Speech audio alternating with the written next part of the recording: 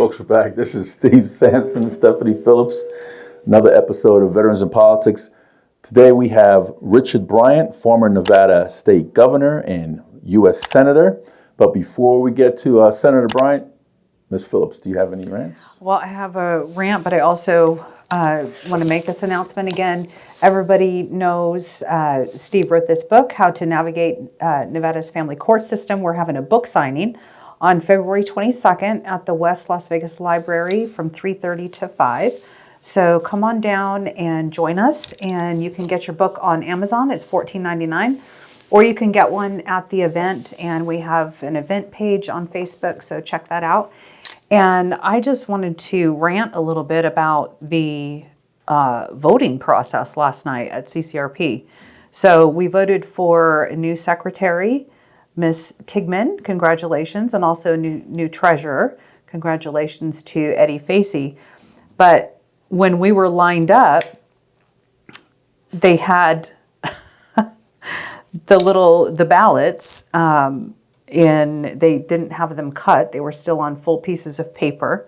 And they're sitting there cutting them in fours instead of that being already done. And may I humbly suggest the next time, not only to have those cut, but have them handed out when you check in at the front desk. So everyone has their ballot, they can fill it out, drop it in the box, and they can go whenever they want to, rather than prolong the evening. It was so long, the lines were so long, it was It was very disorganized. It was terrible. What organization was this? CCRP. Clark County Republican Party. Oh my God! Sorry to I thought only criticize, Democrats guys, were but I mean, my goodness, nothing was set up. It was just crazy, but.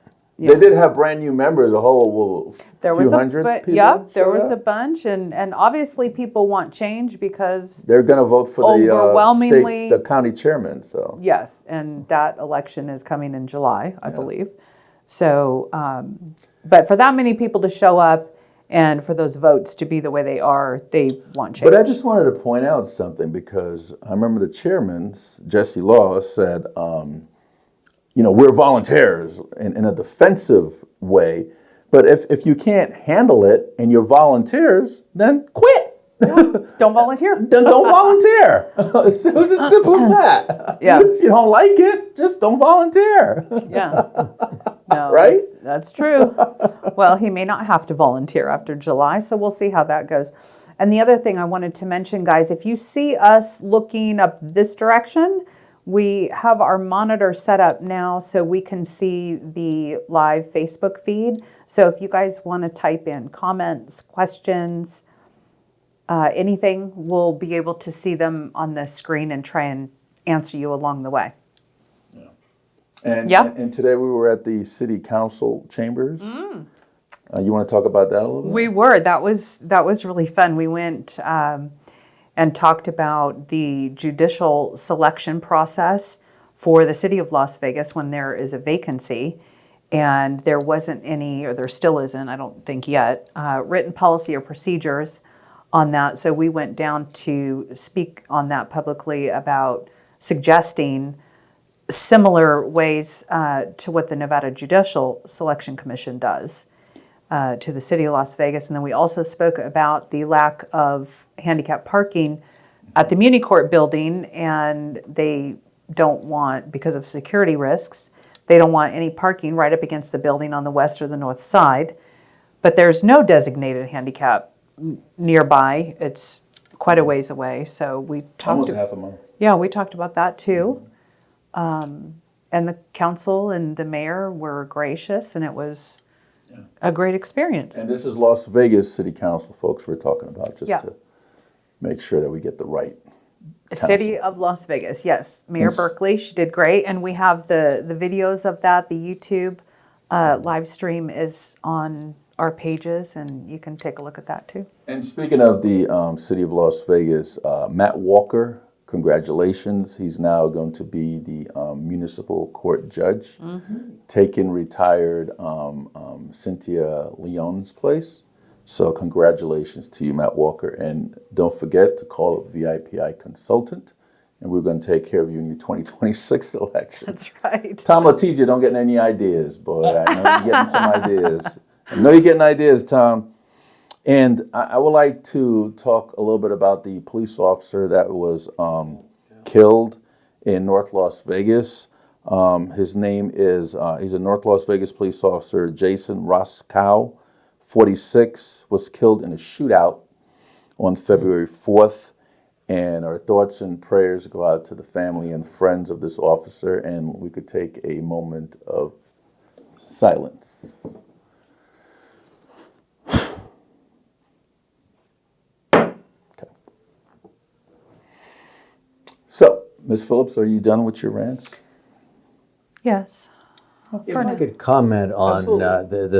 the tragedy of the officer, what has always impressed me is the way the law enforcement community in general, I mean, the people that came down to the hospital, I mean, not just from the North Las Vegas Police Department, the Highway Patrol, and others, and firemen and police officers, and there's a real sense of camaraderie that you see when those kind of things. It's spontaneous, it's not planned, and there's a brotherhood, I guess a sisterhood as well. Yeah. Mm-hmm. Senator Bryan, Yes, sir. could you tell us about you, please? Be delighted to. And don't hold anything back. Okay. All right. Start Better at the not go beginning. too far. Well, you know, I was born in Washington, D.C. My father had come to Las Vegas in 1926 to live with his sister, just a few hundred feet from where City Hall is today on Main Street. He graduated from Las Vegas High School and then went on to the University of Nevada, Reno, and graduated there in 1932. Contemporaries were people like Alan Bible, who was later a United States Senator, and several federal and district court judges who were at the population of the state of Nevada probably in 1930 was maybe 90,000. The whole state, Las Vegas, was not the biggest city. So anyway, it's the Depression, 1932, and my dad had no money. And he worked in the highway department as a rodman. Now, lest anybody... A rodman is when they're doing the sight lines, you know, it's move left, move right, the elevations, you know. So I could do that, you know, as a matter of fact. And I did as a kid when they were building the Elk Stadium. I'd be there and they'd tell me, lift the rod here. So they were doing the elevations that were need to be taken. Yeah, yeah. I mean, it's part of the construction process, as I understand. So you know that you've got a surveyor there, an engineer type that's taking the data down and all of that. So he worked there, and he'd always wanted to be a lawyer. Needed to go to D.C., where you could work during the daytime with the federal government in some position, and then go to school at night. They had what they called at that time patronage appointments. That is, members of the Congress had the ability to appoint to very entry-level positions in the federal government. This is now 1936. My dad had campaigned for Congressman Scrugum. That's a name that many Southern Nevadans are not familiar with, but Congressman Scrugum enjoys the distinction of being the only person to serve as governor of the state of Nevada, as U.S. Senator and Congressman. And my dad had campaigned for him. There's some pictures of them on that old beat-up car. You got two of those three. Well, yeah. And I got a couple others. Remember, I had a hard time holding down a job. I was always moving around. But anyway, Always so running. Scrugum's office calls in 1936 and says, you know, we've got a position in the newly created New Deal agency, and he became a purchasing agent in the Department of Agriculture. That then allowed him to work during the day and go to school at night. Later that year, he met my mother at the old post office, which is several iterations. Most recently, Donald Trump Hotel was located and in the old post office, for a very historic building. And they got married the following year I was born, and So my dad, my mother stayed in D.C., and in those days, it's kind of hard to understand today, but people didn't hop on a plane, and commercial connections were very limited. And frankly, Las Vegas in the mid-1930s probably had maybe 8,000 people, so I mean, it wasn't exactly a major. 7,000-8,000 people. 7 or 8,000. I got more than that on my Facebook.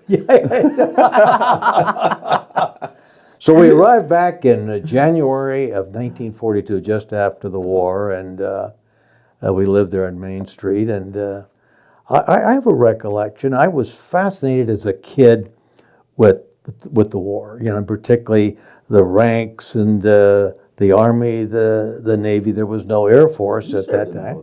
I did. I was. Thank you for your service. I was in the. We can talk about that later, but I was certainly no hero, but I was proud to serve. And we'll talk a little bit about that, maybe about what it was like then. But anyway, I started the grade school in September of 1942. My teacher was the legendary Doris Hancock, and a school is named after her. She was the old school marm.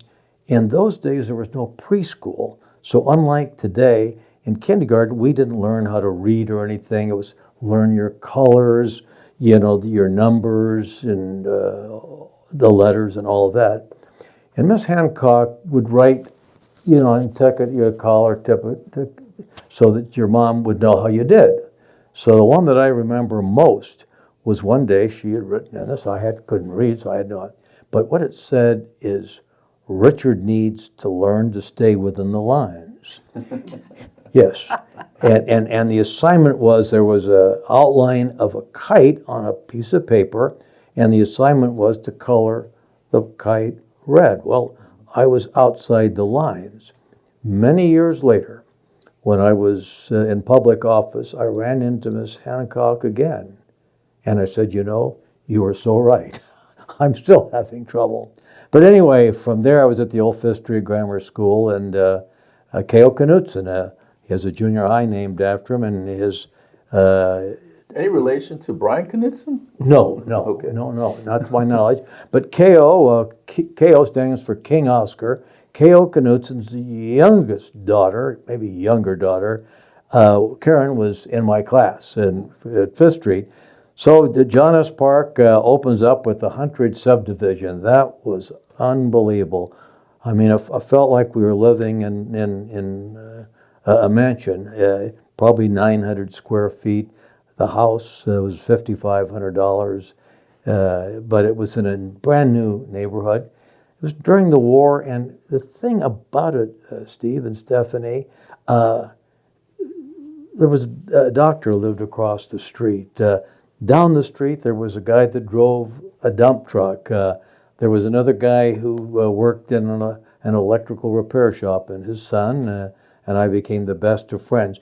We all lived in the same house. I mean, the elevations may have been slight, so it was really kind of a wonderful experience. And John S. Park, I just loved it. Graduated in 8th grade. Was interested in politics even then. I always knew I wanted to be governor, if the good Lord blessed me. And so I ran for 8th grade class president. So you wanted to be governor when you were in grade school? In grade school, yeah, in grade school, yeah. Well, my dad was in politics, so it was discussed at the. Of course, I was 8th, 9th grade. I didn't know much, but I was always fascinated that my dad was a lawyer, and I'd be downtown and doing something, and people would come up to him and ask him questions. People were much more casual and informal then, and he always seemed to have the answer. God only knows whether he did or not. So that kind of appealed to me. Then, the center of my universe was Las Vegas High School. So he was like a Chat GPT. Oh, yeah. In the modern era. Yeah, I don't think he'd be familiar with the term. But anyway, went to Las Vegas High School, which was the center of my universe. There was no University of Nevada, Las Vegas, or NSU. The only indication that there was something in Las Vegas at Fraser Hall, which is one of the buildings on the Las Vegas High School campus. There was an office. I didn't understand what this all meant. It was referred to as the University of Nevada's Southern Regional Branch.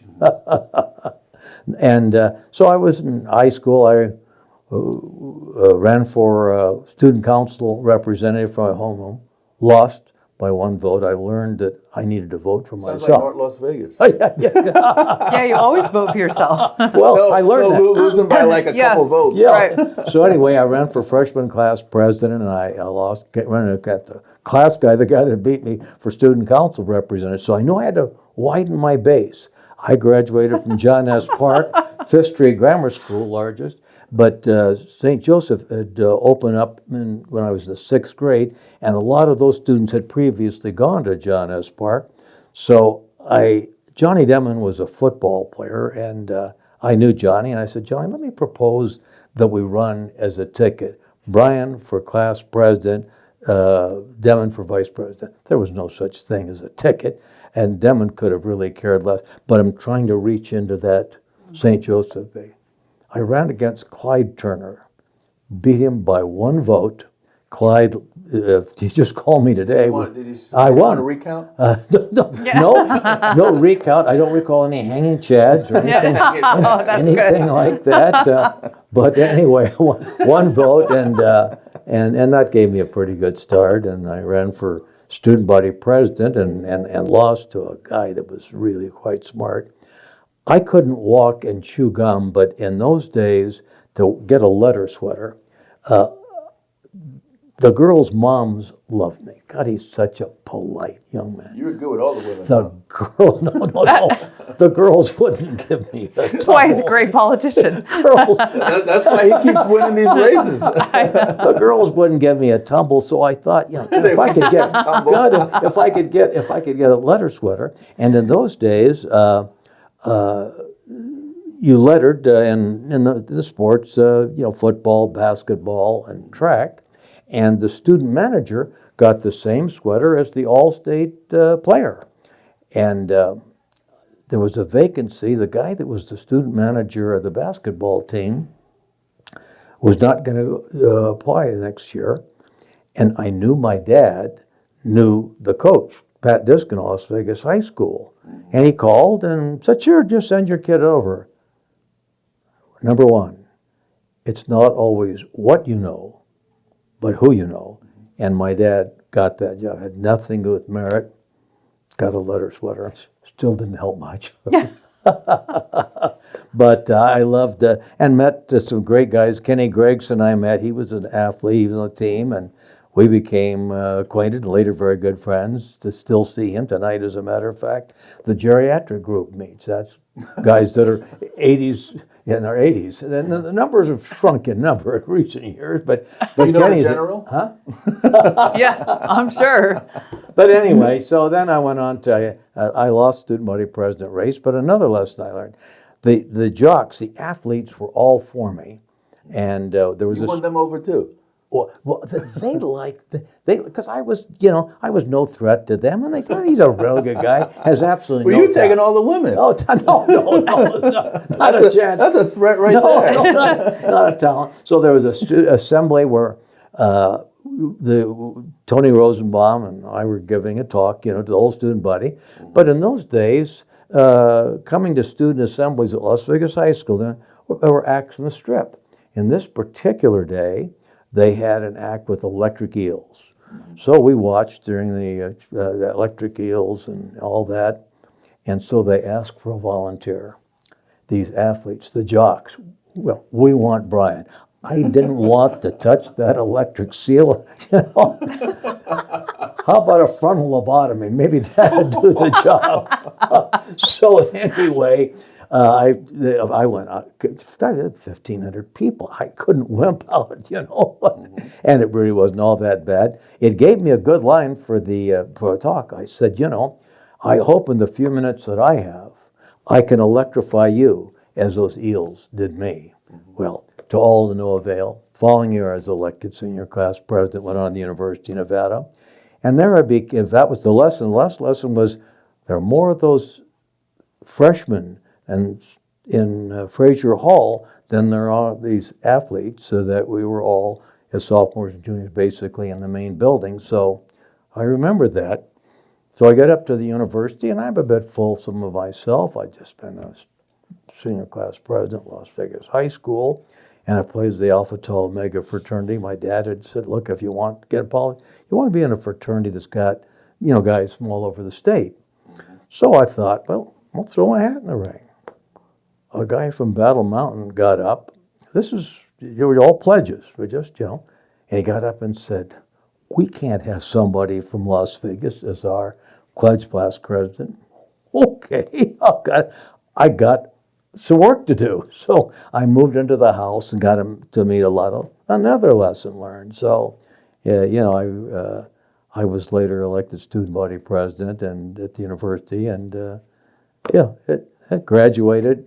In those days, and you tell me when to stop, but in those days, at the University of Nevada, as it had been in my father's time in the 20s, every able-bodied male under the age of 26 without prior military experience had to take 2 years of ROTC. So, there was a large... Sounds like Israel. Pretty close. And then... at the end of your sophomore year, you could apply for advanced ROTC. Now, let me tell you, the bar was set pretty low because I was accepted and most of my friends were. Now, the big deal there is you got paid 90 cents a day for each day in the month. What year was this? This would have been, I would have been 1957. Okay. 90 cents a day? 90 cents a day. And Wow. But if you missed a class, they deducted $1.80.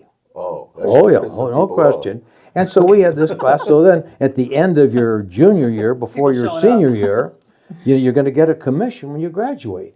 And you don't have to be a rocket scientist. In those days, a second lieutenant was paid $222 a month. A private $2.22? $220 a month, roughly. And I think the privates got it. And the uniform was a little nicer, and maybe there were some amenities. So that I applied for advanced ROTC. The only time that we really did anything that was challenging was we went to summer camp for 6 weeks up at Fort Lewis, Washington, and that was getting up at the crack of dawn and all that sort of thing. And it was challenging. It wasn't anything like Marine boot camp, but it was fairly tough. And so my only experience. Speaking of that, you showed up to a lot of the Marine Corps birthday balls, I remember. I sure did. I sure did, yeah. And I was always proud, when I was in the Senate and there would be will all votes that stood in the service please stand? I was always proud to stand and serve as an Army officer, but I did nothing spectacular. It was sometimes you're just lucky. You rose your right hand and I did, and let me just say, I think it was good for the country because the draft was on. This is long before Vietnam, and basically after Korea. I graduated high school in '55, but there was a sense that we knew we had an obligation to the country. I don't want to suggest that everybody was a raging patriot, but hey. It was part of growing up in the 50s in Las Vegas and around the country. And so then at the end of the summer camp area, you went back and you had to, or you could apply for the branch. You had 5 branches, the 3 combat artillery, armor, and infantry. You could put 2 others. I have to tell you, I'm embarrassed to tell you, but I did not apply for either of those as number 1. I put the Judge Advocate General Corps and the Quartermaster Corps, and I got not the judge, but the Adjutant General Corps. It's not anything to do with the law, kind of the paper shufflers, the guys that do the morning reports and all that sort of thing. So I went on active duty. I requested 6 months, which at the convenient service, there was a tremendous surplus, Stephen and Stephanie. Korea was over, and we didn't know anything about Vietnam. I still recall it from our geography in grade school. French Indochina is what it was called. And so the Army had a surplus of officers and was really giving them a difficult time because it was kind of plugging up the promotional track. And there's guys from World War II that had been great combat officers. Many of them got battlefield commissions. And so the Army had to deal with the problem with dealing with the officer corps, and they didn't need as many of us that are coming out of, officer candidate school, the academies, the ROTC programs around the country. And so you could apply for 6 months. And I wanted to go on to law school, and I got the 6 months, and it was really a wonderful experience. You got some experience with the Army. I met young men from all over the country that represented. There was Harvard, Yale, Dartmouth, UCLA, Stanford, and it was a microcosm of the class of '59. And then, frankly, none of us were career officers, but we did what we did, and it was valuable for me. Senator, how many kids you got? Huh? How many kids you got? Kids. 3. How many kids? 3. 3. Grandkids? 6. Ooh. Okay. Yeah. Okay. And you still married? My wife died in 2016, but I recently got married to a good friend of my wife who had worked on several of my campaigns. Her husband had passed away, and we started dating. In fact, yesterday we celebrated our 6 months together. I mean, and people said it wouldn't last. I mean, the cynics. Can you imagine? Oh, it's terrible. That? Terrible. Just terrible. Congratulations. You were in the state legislature, I was. Assembly and Senate, or just Assembly and Senate. Assembly Before and Senate? that, I was in the DA's office. DA's office. First public defender. You were a governor of the state of Nevada. And don't forget Attorney General there for a while, too. Attorney General, you were in the U.S. Senate. Yep. So we got a lot to talk about. Oh, we can. I'll stop talking. I want to talk to you about why you voted against impeaching President Clinton. Would you want to break in to talk about that now? Sure. Whatever you want to do. Yeah. Whatever sequence. Steve, you tell me. We'll just jump. We'll just jump around. Well, I mean, what Clinton did was absolutely wrong with the affair that he had with Monica Lewinsky, and in the White House, frankly, even more objectionable. But is he a nice guy? You've met him. Oh, I knew him. We're governors together. Did he play the saxophone to you?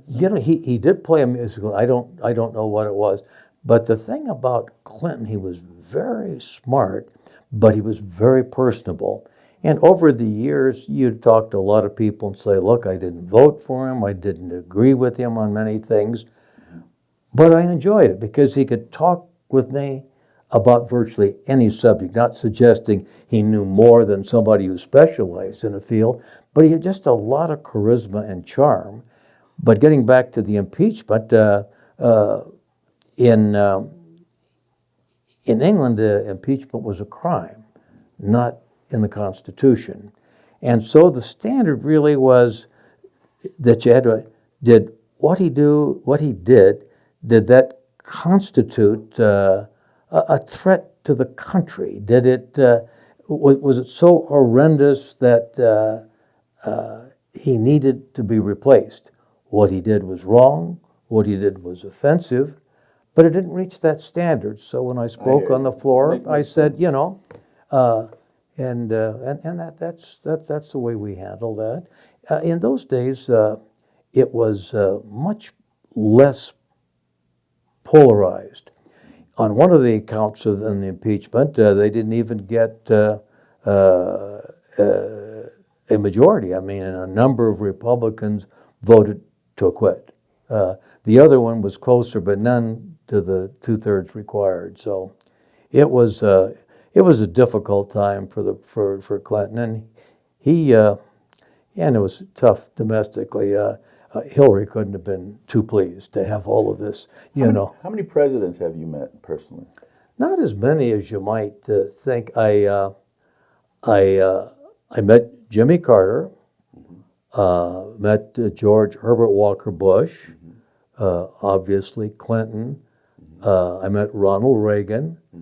I met Barack Obama, George W. Bush, and obviously Joe Biden. I actually met Trump long before he was in politics at all. Met him when I was governor. He came in on an issue statewide, and so that's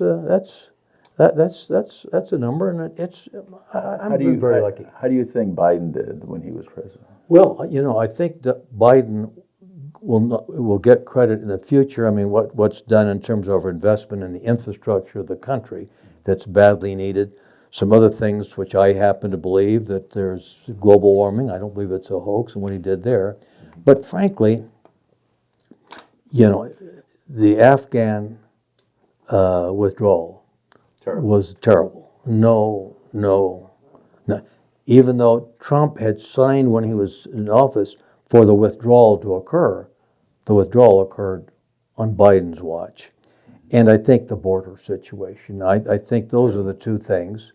Now, as Trump is finding out, presidents don't have great control over inflation. There are external factors, unemployment and that sort of thing. But I liked Joe a lot. I served with him for 12 years. Obviously, he had been, I wish he would have stepped down earlier so that the Democratic Party would have had a nominating process at the convention, I think. And that's no disrespect to Kamala. But yeah, that's an issue. And Clinton has recovered, got reelected, and he was the last president to balance the budget.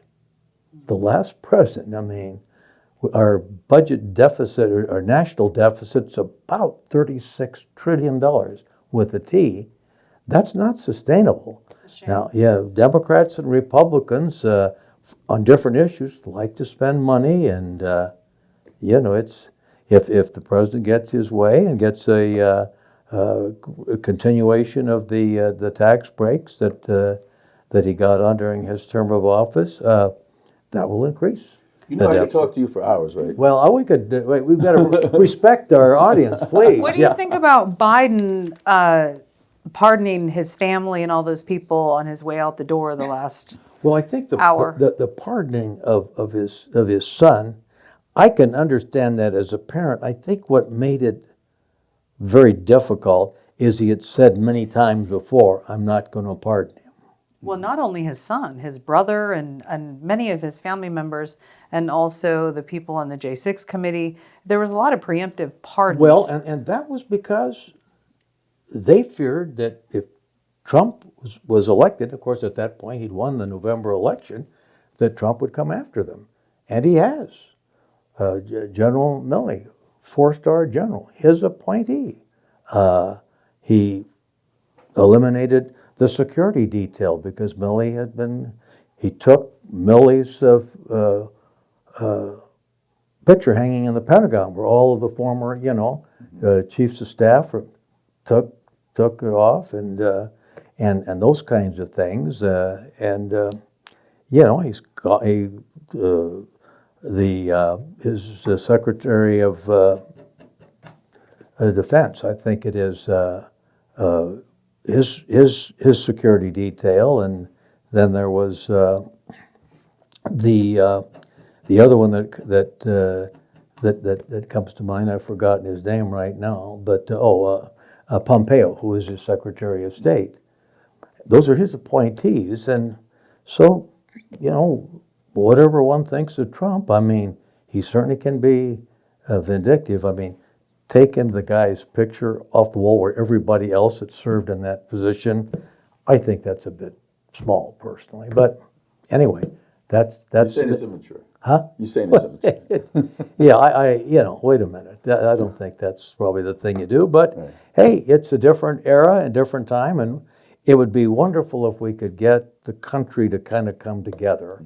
And I don't think that's likely to occur in the near term. Well, back in the day, you said it before, the country wasn't as polarized. That's right. So back when you were in office, it wasn't as polarized. No, really. and it was probably much easier to get those crossover votes and the other party to vote for you. Yeah, no, it was, and that's a fair statement. I mean, people say, well, gosh, it was frankly easier. There were in the Senate, as I served there, very few party line votes. For example, I was successful in a number of key pieces of legislation. The reform that we did to the Credit Reporting Act, which is important, but if there was an error in your credit report and you know whether you're applying for a job, insurance policy, or a loan at the bank, I mean, that credit report is important. And there are just lots of mistakes inadvertently made. And prior to us, the individual whose report had the burden to prove that. We changed that. The burden was on the reporting agency. If the person whose credit report was being questioned, the reporting agency had to prove. So it totally reversed it. We had situations where people were getting, one particularly I recall here in Nevada, because her husband had a poor credit rate. She'd never been married. But these were not mistakes that were consciously made. But my point being, I worked with the senator from Missouri, Kit Bond, a Republican, who I had known when we were governors. How come you didn't run for president? Huh? Why didn't you run for president? I had no idea. I didn't even dream or think about running for the Senate. I mean, I was the governor. And I'd had a good term. I carried every county in the state when I ran for re-election in '86.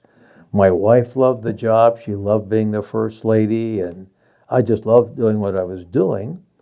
Harry Reid was in the Senate, and Chick Heck, who I'd known, we were in the state Senate together, a fine person. But the issue that really brought me to the Senate was Yucca Mountain. Harry, you know, that was one of the questions I wanted to ask you. Your opposition on Yucca Mountain. I was very much opposed to that. And Reid, who was a very junior senator, had taken the floor to oppose it, and Chick did not. That was not something that he either believed in. I don't know exactly why, but so I got a lot of calls to, we need to have more strength, or we're going to get Yucca Mountain, and that's what. Why did it even come here in the first place? How did that even happen? Well, what happened? The Nuclear Waste Policy Act of 1982, I believe it was. In effect, provided that there would be a survey made of all the potential sites for dumping high-level nuclear waste, and 3 of them would be submitted for the president's consideration.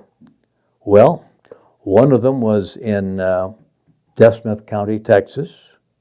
The other site was in Hanford, Washington. Had been, where a lot of the materials to make up the atomic bomb had been processed. And so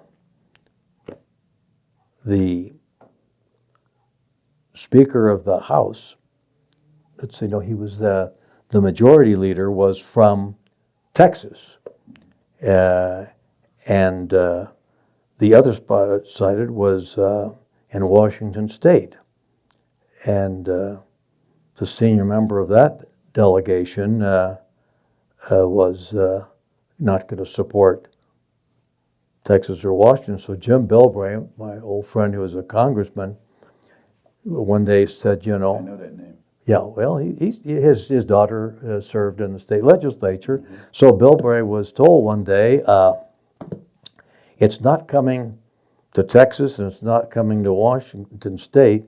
And Bilbray came out of the meeting and said, quote, "We've been screwed." And that's how it became known as the Screw Nevada Bill. So anyway, Nevada was chosen. The governor had the veto, but the veto was and Oscar Goodman said, "No way, he's coming down my freeway." Yeah. But there's some that want to try and resurrect that now. Well, there are, and I think they're misguided. I mean, frankly, the studies that have been done since indicate that it's a terrible location. The dump would be over an aquifer. That's where the water is. Potential contaminating. Who put it there? Well, I mean, I just think Nevada, hey, gosh, you've dropped atomic bombs on it. Shouldn't be any big deal for you guys to take the big difference is high-level nuclear waste becomes dangerous for hundreds of thousands of years. It's not like, you send out a decontamination unit and it becomes safe. Well, you were also a strong advocate on the environment as Yeah, well. I was, yeah. Yeah, I was active in that. I remember getting a new national conservation area. Red Rock, which we all know down here, is a national conservation area. That's done by act of Congress. And there's the area in northern Nevada, right to the north of Reno and a little bit to the east, the High Rock Canyon country. And my debate coach, who parenthetically had been my father's debate coach in the 20s, elicited a commitment from me. He said, look, if you get elected as governor, I want you to come out and take a look at this High Rock Canyon country. I did. And, it just needed to be protected. That's where the immigrants that were coming in from the east were going up to Oregon, the Willamette Valley. And they passed through in this canyon that's so precious. You can still see the wagon ruts.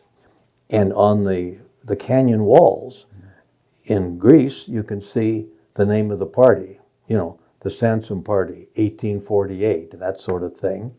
And I was able to get that on, and I was obviously very pleased with that. Well, this is a two-part question for you. Okay, maybe we ought to do one at a time. My memory's not as good as it used to be, Steve. Your memory is fine. So yeah, your memory is sharp. Stop trying to mess with us.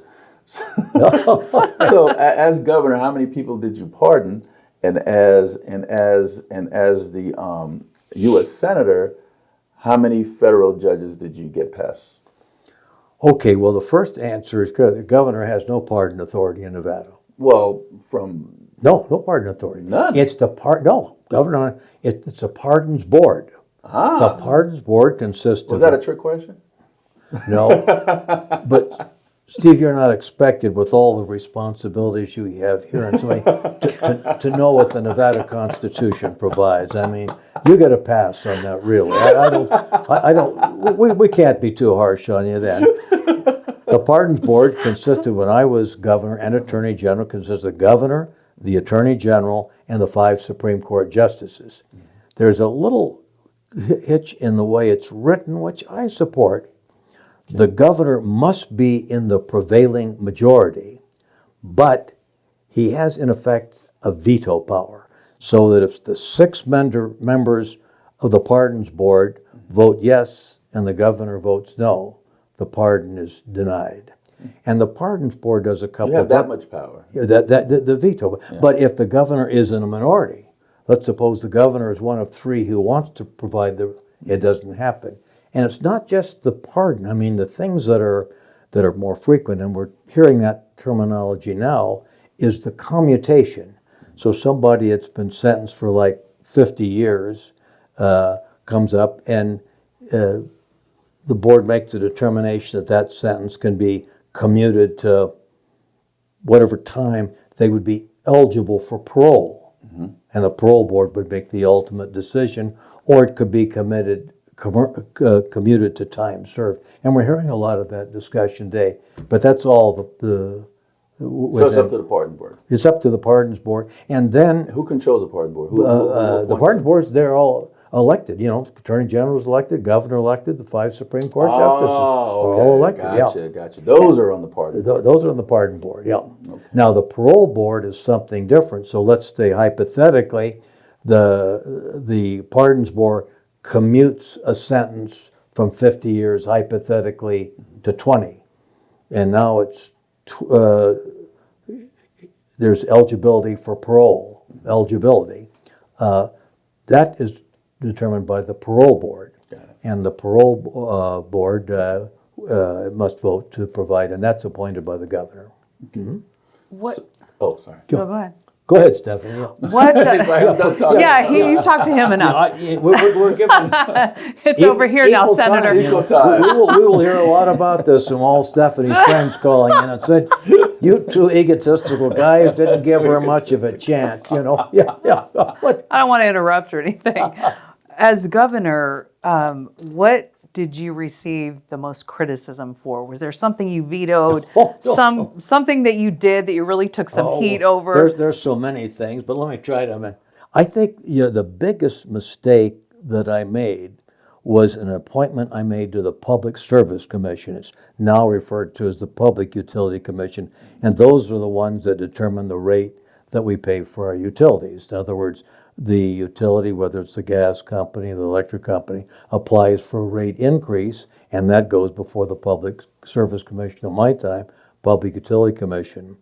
And I had run on the basis that I wanted to provide more consumer representation on the commission, and I promised to expand the commission from 3 to 5 members, which the legislature supported. One of my appointees was a person who was very, very talented, but I was aware that her father-in-law was on the board of Southwest Gas, and I thought, well, she can recuse herself, not vote on anything there. So I thought I could handle that, but the state consumer advocate, a position that I had voted to increase when I was not increase but to establish when I was governor, now became the first state consumer advocate. And he issued a press release that said there's no way she should ever have been appointed. I'm the guy that appointed him. That no way she should have ever been appointed. My God, that kind of lit the fuse. Oh, boy. Oh my God, I was under a lot of criticism.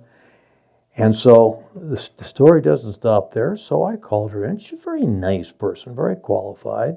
And I said, look, I made the mistake. I need you to resign, and I will find another position. The consumer or the Public Service Commission serves for a fixed term. So the governor can't just say, you're off. And she said, I'm not going to resign. And she, oh no. And she ran a campaign, that the governor was not being fair and, all that sort of thing. And oh my God, that went on for some weeks. Oh, what a mess. Just terrible. So, the law requires that the commission be balanced, which is fair,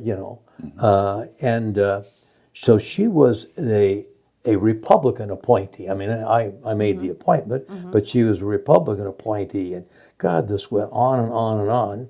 And she had lived previously in California. That was back when Democrats and Republicans could work together. Yeah. So any event, you cannot represent the particular party if you have changed your party within 2 years.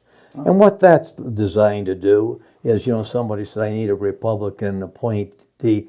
You change your party, although the guy or gal was a stalwart, to prevent that. So we went to California and found out that she had been registered previously within 2 years as a Democrat. So I went to the state attorney general, Bryan, good guy, and he was very reluctant to take any action, but finally persuaded him that there's no way she could occupy that position. And so there's a legal term for it that What was his party affiliation? he was a Republican, moderate guy, very good guy to work with, and he was charismatic, just really a charming guy. And so finally, the Attorney General's office ruled that she could not serve in that position because she didn't meet the qualifications. That went on. That was, oh God, it was a nightmare. And so the press was on my case pretty good. So after she resigned, the press said, well, how do you feel? And Joe Theismann had thrown an interception in one of the Super Bowls. And I said, I feel like Joe Theismann, I wish I had the ball back. And that ended it. So that was probably the biggest controversy. So while you were a U.S. Senator, how many federal judges did you get confirmed? I can't really recall, to be honest with you. As you know, they're appointed for life. And Do you think that should change? Don't you think that they should have term limits for every office, everything? I've never historically supported term limits, and I've opposed that. Life is Why is for a that? long time, huh? Why is that? Well, because I think now, unlike the Supreme Court justices, limited terms for members of the House or the Congress they're subject to the election of the public. The Supreme Court is not. There's a big difference there. So, if you're fed up with your congressman, you can vote him or her out of office at any time, and the same with your U.S. senator. But you can't with respect to the Supreme Court. They're there forever. Don't you think that should change? It requires a constitutional amendment. I would favor some kind of a term limit, Stephanie. I really would. How about for Congress? Because some of these guys like Biden, Pelosi, Feinstein was in there forever. These senators get in there for so long, 30, 40 years. And to me, a lot of them become self-serving. Well, Don't you and think some they should of them have passed 2 their terms time. Strom Thurmond, and go? Republican from South Carolina, towards the very end, was not really, in my judgment, at the top of his game, let's put it that way. And a Democrat from North Dakota, Quentin Burdick, the same way. And Chuck Grassley is in his 90s, and he chairs the Republican from Iowa. So it's not just a partisan issue. I think that, but I'm not going to interfere with the right of the people in Iowa, in South Carolina, or North Dakota. They've elected these people, and obviously there are some. And Dianne Feinstein, I served with her, and it's very sad. It really is. Whatever you think of their politics, but they get just to the point where they really ought not to be serving. Yeah, That's Mitch McConnell is. That's sad. You see him just freezing on camera during these press conferences. He had some kind of mini whatever it is. Mini stroke or something. They don't know sometimes when to quit, just like Biden. They don't know when to step aside. Well, and that's true. That's true of it. And historically, it's been true in the Senate that there's people just frankly, but they can't give it up. And Robert C. Byrd, who was an extraordinarily capable guy, that name. West Virginia, he probably stayed too long. It's a little bit like the athlete that stayed one season too long. You know what I mean? Whether it's now Joe DiMaggio, who I saw play when I saw the Yankee Clipper play in the old Yankee Stadium when I was selected to go back to Valley Forge, Pennsylvania as a Boy Scout from the Las Vegas area, then called the Boulder Dam Area Council. He knew when to leave, and but some have not. And I'm talking about some great ball players that kind of tarnishes the last few seasons, and I think that's true in politics as well. True, very true in politics. So, Senator, you passed legislation for consumer protection. Yeah, I did. Banking reform. You want to elaborate a little bit about that? Yeah. Well, I mean, I had gotten very involved in consumer advocacy when I first went to the state assembly, and advocated for legislation that supported consumers, that required lending institutions, the banks, and that sort of thing, where you're required to make a deposit to get your gas turned on, your electricity, whatever it was, that those deposits must draw the same rate of interest, so that you didn't keep those deposits just in, and that I did when I was the state legislature, and other things. I'd advocated for a consumer advocate when I was in the state Senate. That did not come to pass, but it did, in later years when I was governor, the office was actually when I was Attorney General, the office was created. So it just was something that I thought was the right thing to do. And frankly, consumers, as the corporate structure in America has become stronger and stronger, as the country has grown. There's nothing sinister about that, but the voice of the consumer really needs to be heard. And that was my advocacy for the 2 consumer representatives to be on. And they had the same rights as every other member, but they were appointed by me because I had interviewed them and I said, look, you're going to be supportive to consumers, and not ask for a specific question on voting on a particular application, and I did, and that worked, I think. So Nevada is big for gaming and tourism. Yep, yep. And you are also part of the gaming and economic development. Yeah. You want to elaborate a little bit about that? Yep. No, you're due. In other words, the recession, the big recession that hit Not the COVID recession, right? No, not the COVID. No. No, this one goes way back.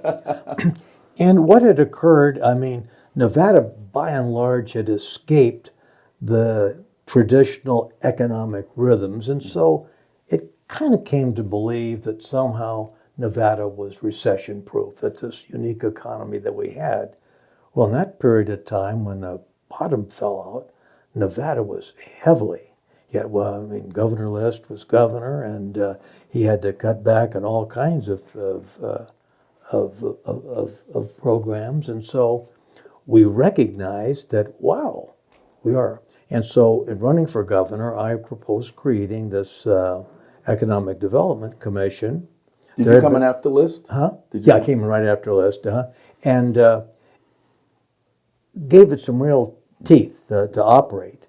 And I had told even people in northern Nevada who did not know me all that well and thought, God, this crazy guy from Clark County, he's a Democrat. What the hell is he going to do to us?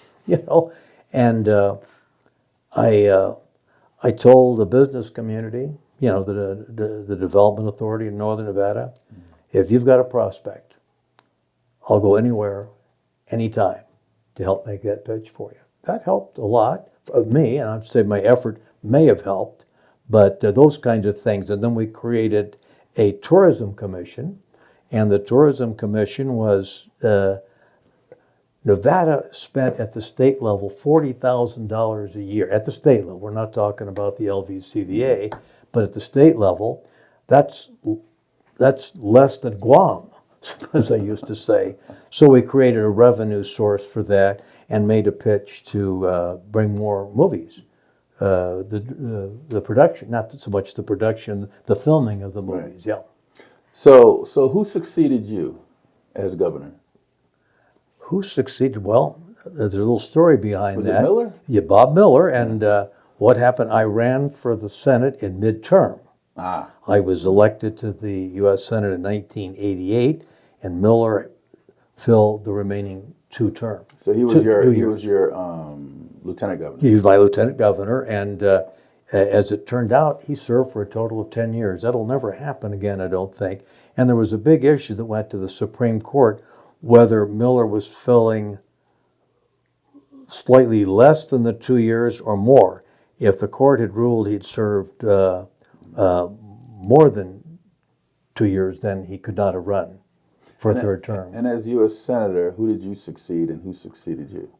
John Ensign. John Ensign succeeded you? John Ensign succeeded me. And then they went to the other side. Yeah, I did. But, in those days, I liked John Ensign. We got along. We didn't vote alike on many different issues, but we had a very nice relationship. I enjoyed him. We were on the trail a lot together, various community events and activities, and I happen to know a little bit about history, and I'd always say, look, John, there's some history, that maybe not political history, but just history, and I enjoyed that. So, I had a good relationship, and a good relationship with Bill Reggio, who was, Republican Washoe County, a very, very bright, smart guy. Term limits. Yeah.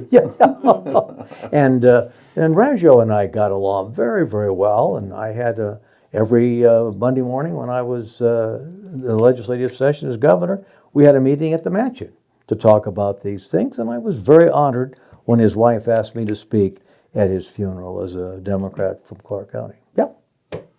Ms. Phillips, do you have anything else? Yeah, I just wanted to ask if you had been a senator in this last administration, would you have approved all that funding to Ukraine? To what? To Ukraine. I would have. I'm a strong defender of. We have a lesson in history that if we don't support those people that an autocrat bully, and Neville Chamberlain came back from Munich, the Germans had occupied the Rhineland. That was not supposed to occur after the World War I treaty. And Hitler was asking just one more piece. There are a lot of Germans here in the Sudetenland. Chamberlain came back from Munich saying, it's peace in our time. 2 years later, he invaded Poland. So in my view, if we cave into Russia, that's not the last thing that he's going to want. He believes that the worst thing that happened in the 20th century was the implosion of the old Soviet Union. And so those Baltic states, which have a Russian minority, they feel very threatened. So I think if we don't do something now, we're going to live to regret it. That's just my own. So I support funding of the Ukraine. Yeah. Well, Senator, I'd love to talk to you a lot more, but our next guest is outside. Oh my Lord! It was a pleasure. Oh, the pleasure was mine. It was fun, and you guys asked some good questions, and I did my best to answer them. But remember, I was elected governor 42 years ago, so some of those things. Sharp. You have a great memory. You can look right in the camera. Mark's going to zoom in on you. You can say your final words, and if you have a point of contact you like to give, you give. If you don't, you don't. That's okay. Well, let me just say I was honored by Nevadans to occupy so many positions in public life. That was my ambition. My father had told me when I was a very young boy that every citizen in the community needs to pay what he called your civic rent. By that, he didn't mean you had to get involved in politics. If the Humane Society, the environment was your passion, then that's your involvement. So that would be the message that I would leave. That whatever you're interested in, get involved in your community. We need more, not less, involvement. And to those who are unhappy about some of the things that are happening at our government, city, county, state, national level, get involved. The people that represent us were elected by people, and only people can change that. That's the message. Very good. Thank you. So much, Thank you, Senator. Senator. Thank you so much, Thanks, Stephanie. Philip. Thank you so much. Yep. Folks, that was Richard Bryan, former Nevada State Governor and U.S. Senator, and we hope you enjoyed the show and get a little bit about history about our state and about how our country was run back when this man was at the helm. Long time ago, in a previous century, your viewers need to know that was a different century. And right. This is Steve Sanson and Stephanie Phillips. We have another show, so we're going to be right back. Until next time.